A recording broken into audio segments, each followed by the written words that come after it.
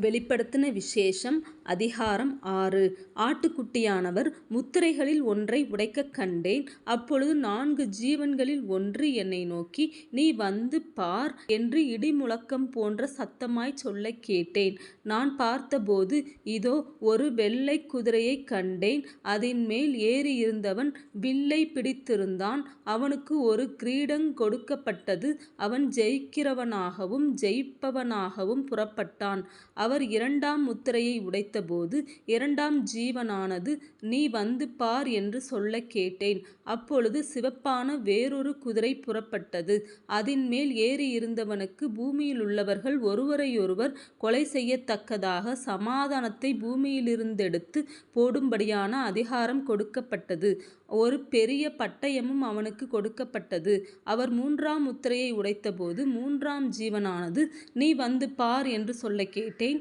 நான் பார்த்தபோது, இதோ, ஒரு கறுப்பு குதிரையைக் கண்டேன். அதின்மேல் ஏறியிருந்தவன் ஒரு தராசை தன் கையிலே பிடித்திருந்தான்.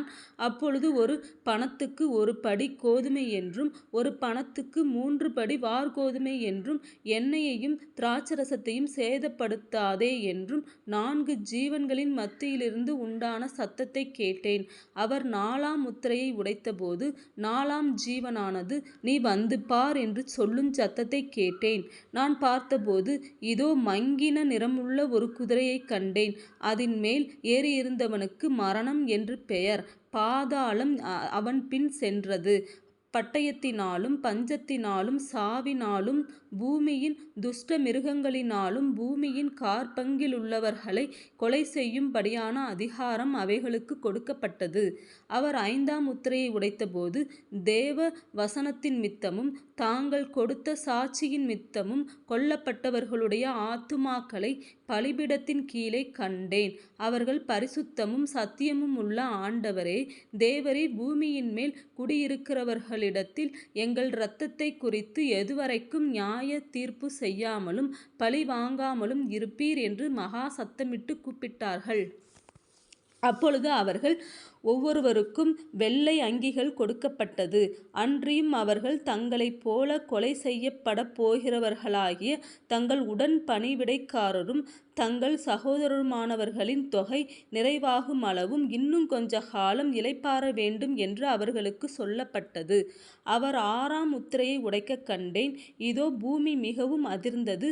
சூரியன் கறுப்பு கம்பளியைப் போல கறுத்தது.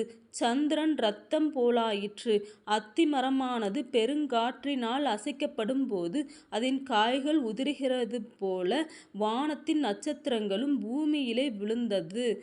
வானமும் சுருட்டப்பட்ட புஸ்தகம் போலாகி விலகிப் போயிற்று. மலைகள் தீவுகள் யாவும் தங்கள் இடங்களை விட்டு அகன்று போயின. பூமியின் ராஜாக்களும் பெரியோர்களும் ஐசுவரியவான்களும் சேனைத் தலைவர்களும் பலவான்களும் அடிமைகள் யாவரும் சுயாதீனர் யாவரும் பர்வதங்களின் குகைகளிலும் கன்மலைகளிலும் ஒளித்துக்கொண்டு பர்வதங்களையும் கன்மலைகளையும் நோக்கி, நீங்கள் எங்கள் மேல் விழுந்து சிங்காசனத்தின் மேல் வீற்றிருக்கிறவருடைய முகத்திற்கும் ஆட்டுக்குட்டியானவருடைய கோபத்திற்கும் எங்களை மறைத்துக் கொள்ளுங்கள். அவருடைய கோபாக்கினையின் மகா நாள் வந்துவிட்டது. யார் நிலை நிற்கக்கூடும் என்றார்கள்.